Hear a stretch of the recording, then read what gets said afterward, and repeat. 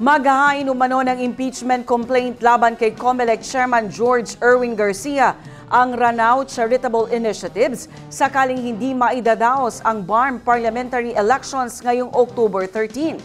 Ang grupo ang isa sa mga petitioners sa Supreme Court na kumukwestiyon sa Baas 77.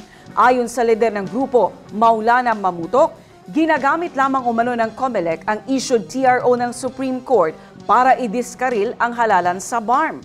Narito ang naging panayam ng iMinds Philippines sa opisyal.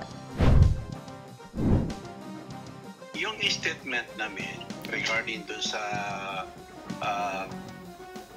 plano kaya baka ito yung gusto ng COMELEC na i-postpone yung election dahil ginawang dahilan yung TRO namin sa Bangsamoro Autonomy Act number 77. Kasi bago pa maging batas yung 77, may mga decision ng COMELEC na ipagpaliban yung preparation sa election. So bakit wala pang batas na meron ng meron ng plano sila. So parang mayroon silang kasabwat nila yung gumagawa ng batas sa parliament. Yun ang sa tingin namin. Kasi malinaw naman ang TRO doon, ang pinapahinto lang ng Supreme Court sa pagkakaalam namin at saka base sa aming hiningi na TRO ay yung redistricting doon sa batas na yun, yung provision doon ng redistricting kasi parang ayaw din namin yung ginawa na bakit during the election period time doon pa sila gumagawa ng batas, bakit ganun? Yun ang nakikita namin. Kaya nga isa sa option namin kung halimbawa hindi namin mapigil itong plan ng COMELEC na ipagpaliban o i-postpone itong election. Baka ang option namin kasi may paglabag ito sa bata sa paninginan sa pananaw namin, baka umabot pa kami sa Kongreso para mag-file ng impeachment against Chairman of the Commission on Election. Iyan ang pinaka-option namin.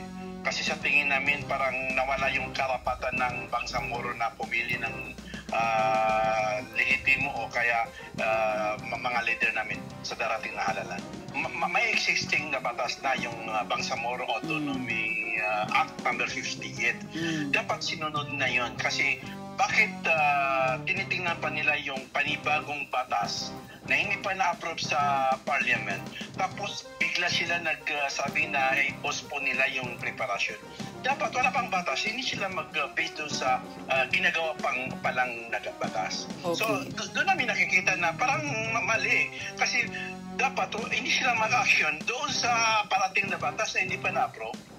Hindi kasi sa Supreme Court parang ang Supreme Court lang naman ang gusto namin sa Supreme Court kasi yung urgent na motion kung dapat dahil malapit na yung election October 13 na parating kami remaining days lang natitira. So ang gusto namin madalin yung masagot yung pinal namin na motion for clarification. Kasi yun ang nasa batas eh. Dapat last year pa nag-election na tayo. Kasi ang nasa batas